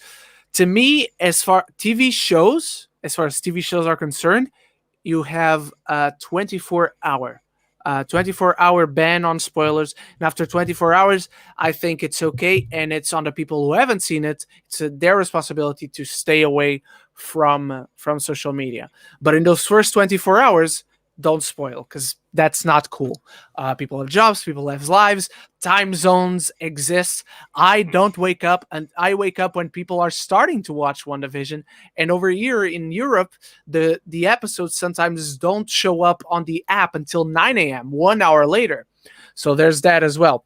So again, movies, I think it's safe to wait a month. Like if it's an Avengers Endgame, an MCU movie, if it's a big blockbuster, I think a month, it's cool to wait. And if you haven't seen a blockbuster after a month, you're probably not interested. Smaller movies, probably until they get a home release or a digital release. But talking about WandaVision specifically, wait 24 hours, please. Like, tease people that someone showed up or something. That's cool. Have people eagerly await to watch it, because I'm sure people who don't watch it right away are really eager to watch it as soon as they can. So yeah, ban the spoilers for 24 hours. After 24 hours, if you haven't seen the show, it's on you to stay away. Austin, anything to add? My biggest problem when it comes to spoilers, honestly, isn't the fact that when you read the title or anything, it actually says spoilers. My biggest pet peeve more is when you show like the picture or you show like a little bit of the clip. That is more what gets me all the time, because it ruins the anticipation for what you want to see. It just takes you out, and it almost honestly doesn't even make me want to watch it at that point. Yeah, true. All right, Tyler Van asks, worst video game movies. Mortal Kombat Annihilation has the worst line reading in any movie that you will ever see in your entire life. You guys know how I feel about my nemesis, Paul W.S. Anderson. Assassin's Creed, Assassin Crack. That's what I like to call it, because it's cancer. That movie just gives cancer. So yeah, those are a few of the ones. Austin, any others that you would put on that list? Doom with The Rock. Oh yeah, that's bad. That's horrible. Resident Evil, the final chapter. I don't consider that at all a Resident Evil movie. Yeah. Even I, who've never played the games, I watched that movie and oof, my review for that one is infamous.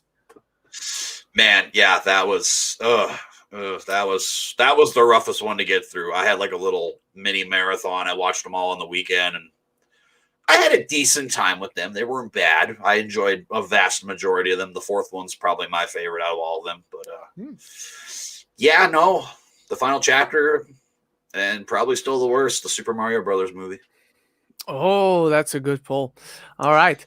Do you guys fear that Tom Holland and Pedro Pascal are going to be the next Jennifer Lawrence or Kevin Hart? That despite their talents, people are probably going to get tired of them being in every... Oh, I don't. I don't at all. And Pedro Pascal, what's he in? He's in Mandalorian, and you barely see his face, and he's going to be in The Last of Us. And that's it. I don't think so, because as long as what they're in is good, I think you're off the hook, because as long as people don't dislike your movies, people are going to keep going. Like Jennifer Lawrence just had a string. It's not even that she was giving bad performances, apart from the latter X-Men movies that she was in, sure. But the other ones, people just but people started getting annoyed by her because the movies just didn't work for most people. Passengers, which I liked, didn't work for most people. Mother, which I loved, didn't work for most people. So there was just a string of movies that didn't appeal to the wider audience. So it's not even that it was her. It was just the choices that she made. So I don't fear, at least right now, I don't feel Tom Holland or Pedro Pascal will have their effect on their careers. Even Tom Holland, he's just in 2 okay movies right now that I gave very similar grades to. Reviews are on my channel for Cherry and Chaos Walking. So, but yeah, I don't fear that. Austin, how about you? I don't think like with you. I don't think right now, but I mean, man, Tom Holland's in what, like 4 or 5 different projects this year, I think it is. He's going to be in 3 because Uncharted was delayed till next year. Otherwise, he'd be in 4. Okay. So 2 of them are already out, and then Spider-Man 3 coming out in December. Okay, yeah, I thought he had like 4 or 5. Yeah, I remember the Uncharted. He had 4, yeah. That one I'm excited for. I'd say probably besides No Way Home, definitely that. But Pedro, I don't think so right now either, because, I mean, he's really only been in The Mandalorian. He was the villain in Wonder Woman 84. Oh, yeah, that's right. And he was the best part of that movie. Yeah, he was pretty good to an extent. I'm a little more mixed on his performance in there. But all right. I would definitely say I feel like maybe Tom Holland a little more than Pedro, because he's pretty well known right now, but I think if it's going to be like project after project after project, it's going to get monotonous, because that's how I feel with The Rock, man. I love The Rock as like a person, but when I hear that he's got like 5 or 6 movies coming out, I'm like, yeah. Okay. All right. Andrew, Age, what Marvel movie off MCU should be remade? Is Spawn Marvel? No, Spawn is... No, he's Dark Horse. He's Dark Horse. I was even going to say Image. But let's say, who should be remade outside the MCU? Ghost Rider. Remade. Ghost Rider, but he's probably coming to the MCU though. As long as it is Johnny Blaze, man. Because I love me Johnny Blaze. Cast Charlie Hunnam as the new Johnny Blaze for the new Ghost Rider. I love to see that. You know what? I'm going to go with you, Austin. Johnny Blaze, Ghost Rider for that one. Jacob Hubbard. I personally did not like Kong or the last Godzilla movies. Do you have any worries for Kong versus Godzilla? Yes, I do. My worry is that it is going to suck. I think the 2014 Godzilla is okay. I really like Kong Skull Island. Not that it is an amazing movie. Not that it did deserve any Oscars. It didn't, but I really like it. And King of the Monsters, The last 40 minutes are okay. Up until then, oof, it was rough. Adam Wingard is honestly my biggest worry going into that film because he directed The Guest, which is amazing. But then he directed Death Note, he directed Blair Witch, and he also directed Your Next, a movie that, to be fair, I have not seen, but everybody tells me it's really, really great. So as far as worries are concerned, yes, just that it'll suck. That's it. How about you, Austin?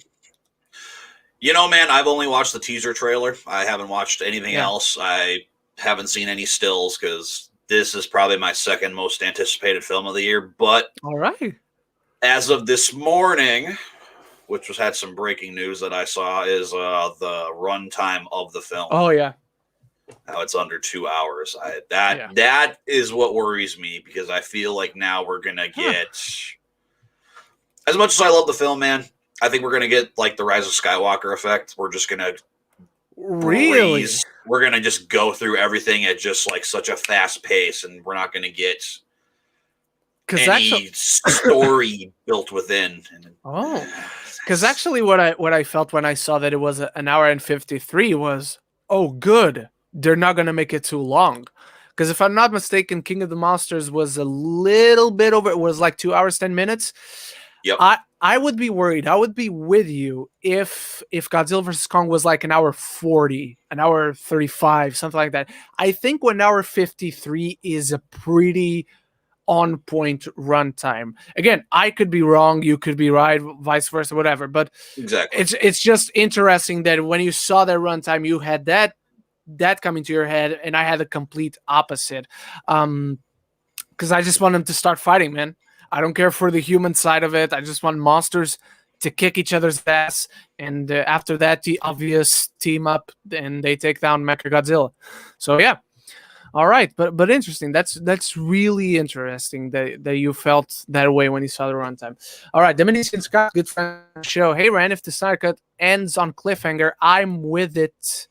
I'm with it. To you, okay? I'm guessing, and correct me if I'm wrong, and I'm sure you will. I'm guessing you're asking if I will like it. Honestly, it depends on the cliffhanger. Like, if they show Darkseid going down on Superman and it cuts to black, I won't like it. If it shows that they have beaten Darkseid and then something else is coming, it can work. Again, depends on execution. But I'm sorry, I'm not even sure if I'm answering what you want me to answer.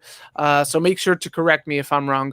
Austin, taking a guess at that this is what the Venetian meant. How you feel about a possible cliffhanger for the Snyder Cut? I mean, it could still leave things open for like the future of the DCEU. I feel like pretty soon, though, we're probably going to be getting the end of it, in all honesty. All right. But I'd be okay with it. It would just depend on, where it would go. If this truly, honestly, ended up being the end of the DCEU, it'd be one hell of a way to go out. That's true. Mama's Geeky is here. She also hopes for Professor X. Thank you so much for being here, Tessa. Heezy Hey has a question for you, Austin. Would you recommend someone who hasn't seen Dr. Sleep yet to watch the extended cut first? Man, in all honesty, if I can be real with you, watch The Shining and then watch the original cut of Dr. Sleep. Because when I went to the movie in theaters, I walked out. I loved the movie as a whole, but I walked out and I looked at my buddy Ethan and I'm like, that was not a sequel to Dr. Sleep at all. Oh, wow. When the movie came out for VOD, I watched the director's cut. It is just purely amazing. It is definitely I'm going to say it. I love The Shining. It's my favorite horror film of all time, but Dr. Sleep, I will say overall is a better film. Because you actually get a more in-depth look at the power of the Shine. You actually get to see essentially all these vampires that are all around in this new world or whatever you want to word it. But I would honestly watch the original theatrical cut first. Write down what you liked, what you didn't like. Maybe let it go a little bit. Then rewatch The Shining and then watch the director's cut. All right, thank you, Austin. Jico BPS, what are your thoughts with Sherry, Chaos Walking, and Doolittle? That's right, Tom Holland was in Doolittle, but he wasn't visible, so people will not associate him. Like the general public will not associate him with that film. When people say actors can't find good projects outside the MCU, though ScarJo, Boseman, Evans, Ruffalo, etc., would prove that wrong. You know, it's with everything. It's actors, they take on a job, and Chaos Walking is a movie that I'm sure at first sounded great, and it became a horrible not horrible. I didn't think the movie was horrible, honestly. It was so much better than I was expecting. It's a project that became worse and worse as it went along, and by the time it was an actual bad project to be in, Tom Holland was already signed and he couldn't get out. Cherry is something that when you look at it on paper is actually really good. I have read the script for Cherry, and when you just read it on paper, it actually doesn't sound that bad. When you put that script on camera, it actually shows its weaknesses more and more. And it's actually not, the script, at least that I read, was not that similar to the final version that we saw. So I'm sure that wasn't even the final version. But yeah, Evans, Ruffalo, even, I mean, I'm not a big fan of Extraction, but even Hemsworth, that movie is successful as hell. That movie was a big, big hit. And Tom Holland, he was in something else that was rather good. And even Cherry, again, going back to Cherry, Tom Holland is amazing in Cherry. For a film that I don't even think it's that good, how good Tom Holland is in it is mind-blowing, for real. The Impossible. So yeah, it's impossible. He is the saving grace of that film. Like, if you don't believe Tom Holland is a good actor, watch Cherry, because even if you don't like that movie, and I don't even like that movie very much, Tom Holland is insanely good in it. All right. If you want a good Tom Holland movie, man, you got to watch. It's called The Impossible. Yes. That's outside of Spider-Man. I was probably my next favorite performance of Tom Holland. Oh yeah, for sure. He's so good in that. He was also in Lost City of Z, a movie nobody saw, but it's great. With Robert Pattinson and Charlie Hunnam. Really, really good movie. You guys got to watch that if you haven't. Do you think they're doing the multiverse in the DCU? Yes, they've already confirmed that they are going the multiverse route, because the Batman is not set in the DCU. They've confirmed that all these movies and everything are set within the multiverse of the CW shows. And even Superman and Lois is, I was going to say confirmed, but it's clearly not confirmed, but more and more, and I've seen the 2 episodes by now, but more and more seems like it's not set in the like it belongs in the same multiverse, but it's not in the same Earth as the other shows. How about you, Austin? What do you think? I could see them doing it. I mean, honestly, man, what they've done in the Arrowverse on TV, man, it works really good. Yeah. You know, actually, I have a question for you. I just read the article today. So, they just announced that they cut out all of Ruby Rose's stuff from the universe. Kind of want to know what your thoughts are on that. I haven't looked much into it, if I'm completely honest. The one thing I know they cut, like I know for a fact, I've seen the pictures, is like the final lineup where they're all like standing ones next to each other, and you have Supergirl in the center and Superman in the corner. How that makes sense, don't ask me. And Flash next to Supergirl, and then you have Black Lightning, then you have White Canary, then you have Batwoman, then you have Martian Manhunter. But then in the updated version, I think it's on the CW, it's on HBO Max even, I think. They've cut Batwoman out and they just put Martian Manhunter right next to White Canary. Why? And we talked about this when they announced that they were gonna change the character, change the actress, which I think was the stupidest idea they could have ever had. Why do that if you made a point to say that the character Kate Kane still exists as played by Ruby Rose. If you wanted to cut her out, because it feels spiteful, it feels petty. Mhm. If you wanted to cut her out, just cast anyone else as the same character instead of changing the character and making this whole storyline that Kate Kane has disappeared and this new person is taking on the mantle of Batwoman. It's just stupid. Honestly, it's stupid. I have no idea I still haven't seen the latest episode of Batwoman. I'm 2 episodes behind now just because, this second season is being rough. Man, they could have turned that show into like a multiverse show. They could have just gone to like all the different Earths before everything happened and just show like the Batwoman from each and every single universe. That would be great, honestly. Or, if they want to keep things simple, just keep the same character, have a new actress, and just pretend it was this new actress all along. Mm-hmm. I think that was the simplest, easiest thing to do, and keep on going with your storylines that you already had going in the first season, and then you just cut them off, because I don't know, man. I don't know. All right, Gico EPS, what do you guys think about people saying WandaVision makes Age of Ultron better? I don't think it makes it better, as the flaws are still there, but it does add to her and Vision's characters. Excuse me. I disagree, only because I already think Age of Ultron is freaking awesome. I've always loved Age of Ultron. Does it make the watching it more rewarding, knowing that this is the route that the characters are going to go into? Sure, but I don't think that in itself is making the movie better, because the movie already is on its own merits, either really good or really bad, however you feel about it. I personally have always loved Age of Ultron, so going back and watching it, I always feel like it's very rewarding knowing what the future of Scarlet Witch and Vision is. Austin, how about you? How do you feel about Age of Ultron? From the one time I've seen it, I actually didn't think it was too bad. I enjoyed it as a whole. I personally thought Quicksilver was just kind of a wasted of space. Okay. Like, they didn't really do a lot with him. But my plan was, after the show was over, I was gonna binge watch the entire show again, and I was gonna go back and watch Age of Ultron, because it's my least, besides the Incredible Hulk movie, is my least watched of the Avengers movies. All right. Where are we? Okay. Jorge, have you been watching Superman and Lois? I'm loving it. Okay.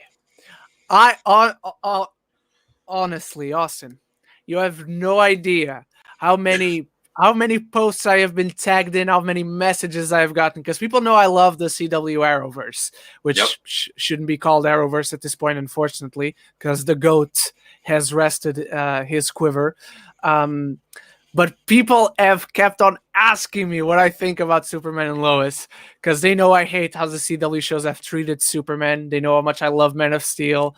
And they know how frustrated I am with a show like Supergirl, which I am still watching, and I will watch the last season because it's almost over, so I might as well. And a lot of people have asked me how I feel about Superman and Lois. Mm-hmm. It's fine. I think the cinematography is horrible, not because it is technically horrible on the technical side of things, like it's lit well, it's shot well. It just doesn't fit the show whatsoever. The tone of the show is so different from how the show is shot. It's like if imagine the cinematography of Arrow, the gritty, nasty, dark, moody look of Arrow, and put it into The Flash. You would say The Flash has horrible cinematography too. But I'm actually surprised how they're handling it, and the fact that, and I've said this like a few minutes ago, like it feels like they are on a different Earth than the rest of the shows, because they haven't referenced anything, unless I missed something that was really quick. They haven't referenced Supergirl, The Flash, The Crisis on Infinite, nothing. It feels completely detached. And I'm very interested with what they're doing in their villain. Their villain right now, not going to spoil it for anyone who hasn't seen it, but he's right now the most interesting character about it.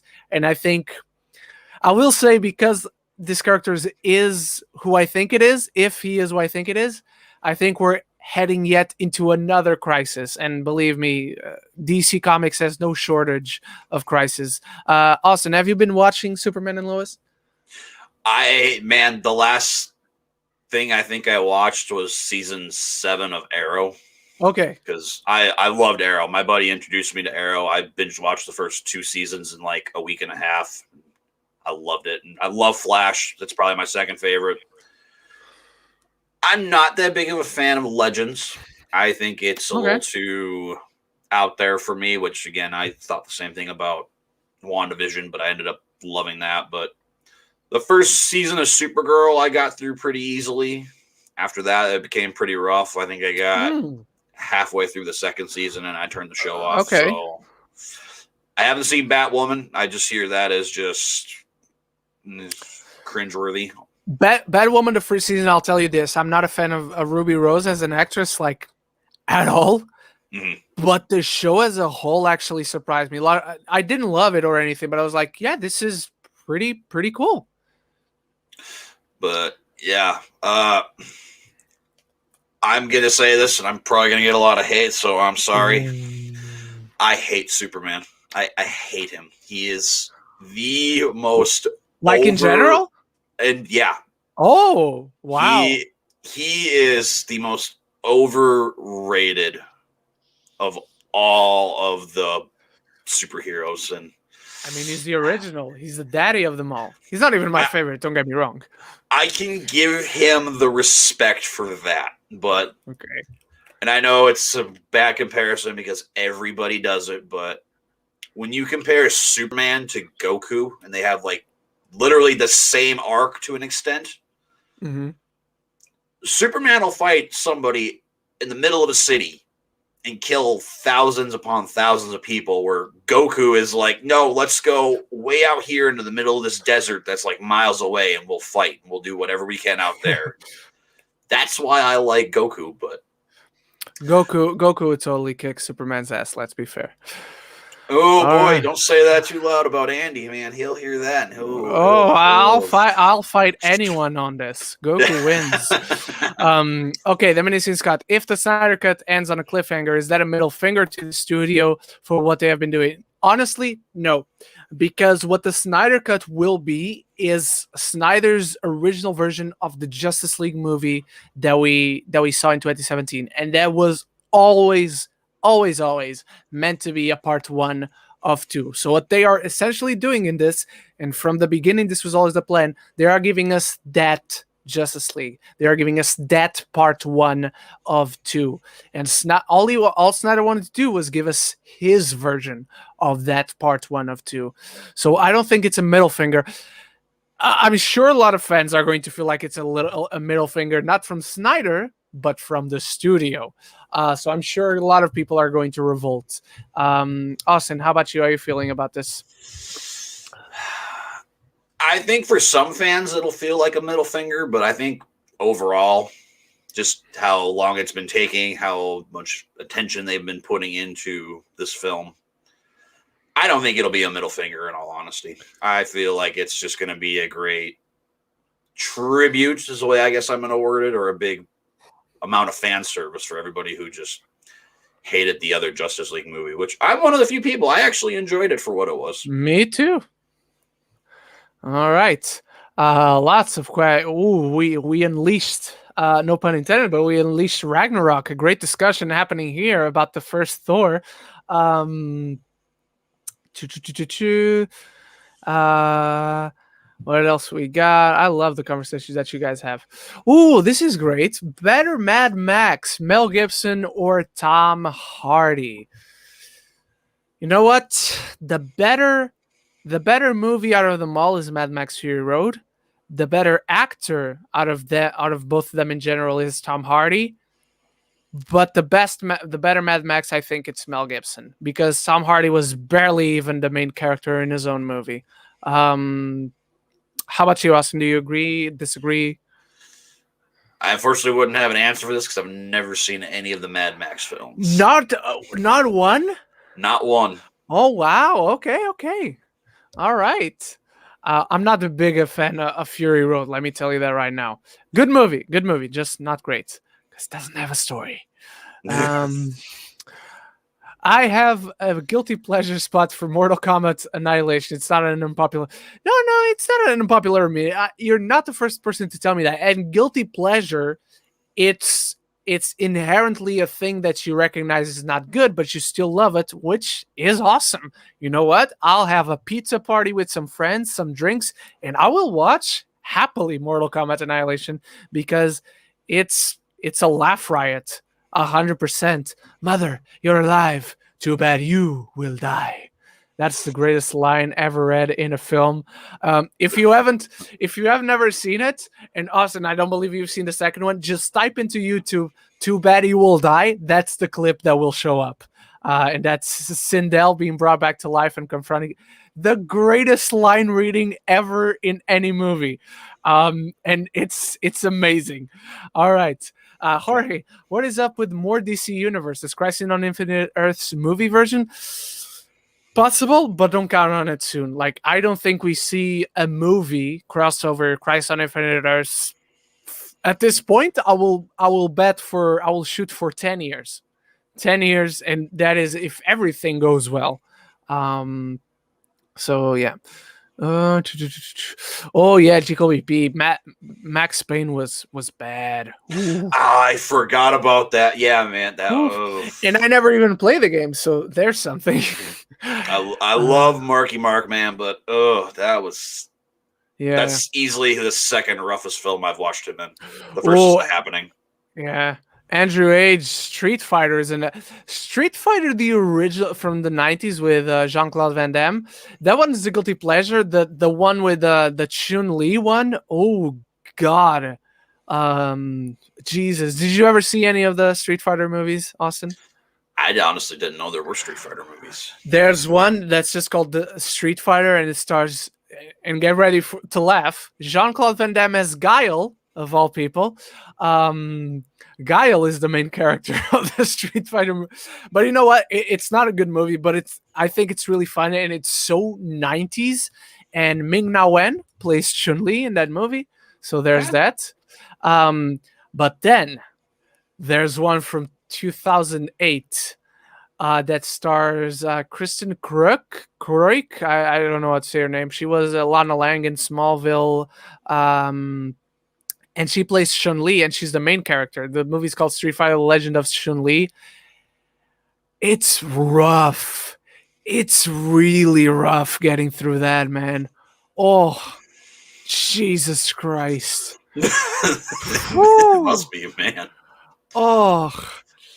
Jorge, is Narcos a good show? Never seen it. I only know what it is. Austin, have you ever seen Narcos? I haven't.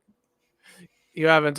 I actually once interviewed an actor from Narcos, and without having ever seen the show, he's a Portuguese actor. That's why I interviewed it, because it was really big for a Portuguese actor to be in Narcos. He came in the third season. The third season was yet to come out, but he was in it, and I got a chance to talk to him on the phone and have an interview. Really, really cool, nice guy. He plays one of the four guys who comes in the third season after Escobar is out. Andrew bringing in Warcraft. I thought Warcraft was honestly okay. It looked great. The visual effects were fantastic. I just think it was a movie that was too busy. But especially for video game movies, I was actually quite impressed with it. And I'm not a Warcraft player at all, so I have no bias towards it. What did you think of the Warcraft movie, Austin? Did you ever see it? I haven't seen that yet either, but it's on my watch list. It looks interesting is the word I would use. It's not, honestly, it's not horrible at all. I was actually surprised by it. Oh, good call by Timothy Morris. Red Sparrow was another negative draw from Jennifer Lawrence. Another movie I loved, but most people just didn't. I've never seen that, but funny story. My sister went to this movie in theaters with a couple of her coworkers who were both guys, mind you. And yeah, she said that's probably the most uncomfortable she's ever been in her entire life, watching that movie with two guys that she worked with. Having seen the movie, I understand why she's uncomfortable. But yeah, I can totally tell why. But I really like that movie, man. Do you know that Agents of S.H.I.E.L.D. is part of the multiverse? Fitz said it. Yes, Fitz said it, but Kevin Feige just does not acknowledge Agents of S.H.I.E.L.D. So it can be our headcanon. I'm a fan of Agents of S.H.I.E.L.D., so it can be our headcanon, but officially it just doesn't exist in the MCU.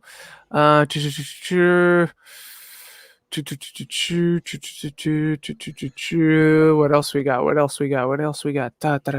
Okay, Jacoby P, do you guys think we're gonna get a Young Avengers movie? Spider-Man, if the contract gets renewed, it will. Kate Bishop, Miss Marvel, Stature, Yelena, and maybe Wyken and Speed. Yes. Eventually, yes. I don't think it's one of the things we'll get right away because it hasn't been announced. But they are clearly building up to that. Also, add to the people you just mentioned, America Chavez, who's coming in Doctor Strange 2. So they are 100% building to, even if they don't actually call it Young Avengers, and they call it Next Gen, and that's the new superhero group name. They're totally building up to it. Do you agree, Austin? Oh, they have to be, man. They'd be foolish not to. All right. Jacoby P, thank you for correcting me. He was actually talking about Downey with a little, not Tom Holland. Thank you very much. My point, I don't know specifically with Downey, my point still stands. I'm going to say I need to think about it a little bit better with when it comes to Downey. But yeah, you got to, that's good thinking there. You got a point. Tom Holland, The Devil All the Time. He was fantastic in that. Again, it's a movie that doesn't appeal to a massive wide audience, to the general audience, but really great movie, and he was fantastic in that. That's one with Robert Pattinson, right? Yes, Robert Pattinson, Sebastian Stan, like so many people, dude. So many people. Eric Thorpe, what I'm curious about is whether Young Avengers will be the fifth Avengers movie, all the two separate projects. I don't think they like, just like in the comics, whenever there's a Young Avengers comic, you have Young Avengers and you have your Avengers comic, and they're two separate comics. And that would also mean they get to make more movies, make more money. So, you know. All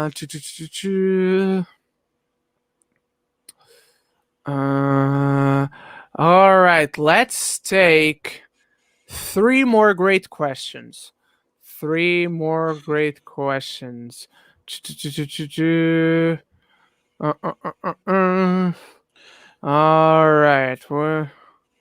All right. Geekly Goods, my good brother Leo. What is both your favorite ways to have a grilled cheese? I actually don't have grilled cheese a lot, so I'm going to let you go first, Austin. Well, unpopular opinion, man. I like mine burnt to a crisp. All right. Put butter on top. Man, so good. The way I'd have grilled cheese, and again, it's just not a thing that I go to, only because of my dietary regimens. I guess I like it just toasted enough, but the cheese has to be absolutely melted. So what I do is I would put one slice of the bread and the cheese on top, and I'd go with it to the oven a little bit, only enough for the cheese to start melting. Then take it out, put the other slice of bread on top, and then press it down. So yeah, I guess that's how I would eat it. All right, Jacoby P, since we're in award season, if Chloe Zhao wins the Oscar, which there's a very good chance she will, do you think they'll release the Eternals trailer around that time? Also, the MCU will have two Oscar-winning directors, her and Taika. Well, Taika is not one for directing, but Taika is writing Thor: Love and Thunder, so they will have an Oscar-winning writer. So there's that. Who do I think they'll release the Eternals trailer around that time? So the Oscars are later this year. So they're gonna be. Let me just double check when the Oscars are actually happening. 2021 Oscars. 26th of April. I was about to say it in Portuguese because it's showing up in Portuguese on Google for me. 26th of April. 26th of April. So April, May, June, July, August, September, October, November. That's 6 months. No, that's 7 months. That's 7 months away. So I don't think so, especially if they have movies in between. Oh no. Yeah. No. I was correct. Especially if they have movies in between. I don't think so. I would expect them to start throwing out the first teaser for, or they could, if it's like one of those first minute teasers that you see a little bit of like the look of the film, you see like one of the characters standing up or looking around or something. I guess I could see that, but if they do, because it is 7 months away, expect it to be like the most minimal thing ever. Austin, do you agree with me? Disagree? Yeah, I think I agree. I keep forgetting, man. I keep forgetting about the Eternals. Oh, do not sleep on the Eternals, my friend. I've been trying not to. I just don't have a lot of interest into it. Have you seen Nomadland? I haven't yet. No, I have that on my list to watch. Watch Nomadland, dude, and read Eternals. Read Eternals, everybody. I got Tessa to start reading Eternals. I can get you all to start reading Eternals. The work of the late great Jack the King Kirby. All right, let's take one last question. Eric Thorpe wants you to convince me to watch Game of Thrones. Why do I need to convince you? Watch it. Why not? And I had to suffer to get myself through the first season. What? Dude, I know. My fiance just gives me so much grief about it because that's like her favorite thing in the world. She's like, watch Game of Thrones. I've watched all the Star Wars with you. I'm like, you're going to play that card. Gotcha. Do you not like medieval stuff in general? I don't think it's that. Like, there's just the whole incest and all that stuff just didn't grab me and everything. And I know it gets a lot better. I know that. I kind of know the premise of what happens, but it's just more of a, do I really want to sit through all this? Am I actually going to enjoy it in the end? So I think so, but then again, I do love the first season. So if you didn't, I would say this: if you didn't like the first season, give the second season, like the first few episodes, let's say the first 3 episodes, a try. If it continues not grabbing you, I think it just isn't for you. Okay, which is fair. So now Andy's talking to me into watching Black Mirror. He said just suffer through the first episode and it gets better from there.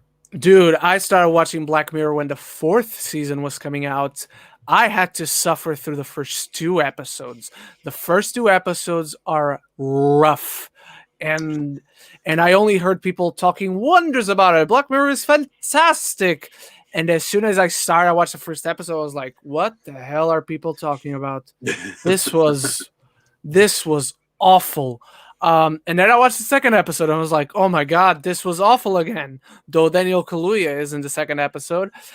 And then I got to the 3rd episode and I was like, okay, we're starting to go here. And since then I have stuck with the show and I'm very happy with it. The best episode is still one of the early ones, and it's the one with John Hamm. And it's called White Christmas. That's the best episode of Black Mirror. Okay. And there's one with the son of Kurt Russell, who's a beta tester for video games, and that episode gets trippy as fuck. But yeah, there are some cool episodes. But yeah, the first ones, you're going to suffer through it. And I do mean truly suffer. All right, ladies and gentlemen, let's take Jacob Hubbard's question before we go. Lots of people love the Amazing Spider-Man movies. Not me. And say they are the best. Not me. People say Far From Home is the worst. Yeah, I don't get that either. What is your first Spider-Man? What is your favorite Spider-Man movie? Mine is Spider-Man 2. Austin, why don't you start with this one? I definitely agree with Jacob here, man. Spider-Man 2 for me is the perfect Spider-Man movie. All right. The worst is definitely The Amazing Spider-Man 2. Yep. Just like I don't understand the hate for it, man. Spider-Man 3, I love Spider-Man 3. That movie is so fun. I can see parts of it, yes, but I don't love Spider-Man 3, but it's actually a movie that overall ends up positive for me. Like, if I was to give it like a percentage, I'd say it's like a 55% movie. So it's just over the surface, you know? But definitely the worst one is Amazing Spider-Man 2. The first Amazing Spider-Man is not that much better. I'm sorry. The best movie is definitely Spider-Man 2. Eric Thorpe saying, I don't think I've ever heard anyone say Far From Home is the worst. Oh, people on Twitter do get crazy, my friend. I've seen it, unfortunately. So, like Chico EP, Spider-Man 2 is the best one, and it is my favorite. Spider-Verse gets the second place. However, I will say this.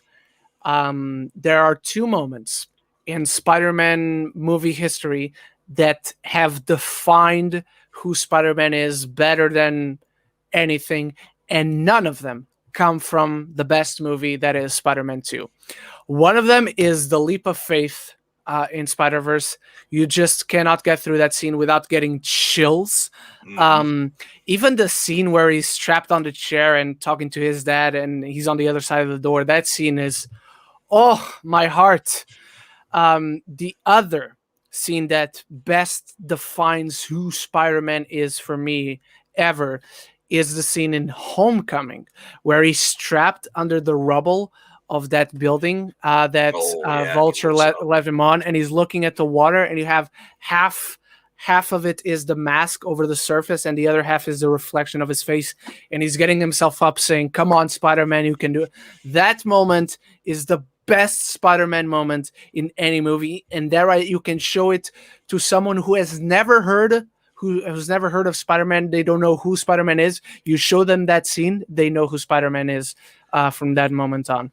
Yep. All right, that is it for this show, for episode 51 of Geeks of the Roundtable. Austin, thank you so much for joining us. Let the people know where they can find you online and what do you have coming up.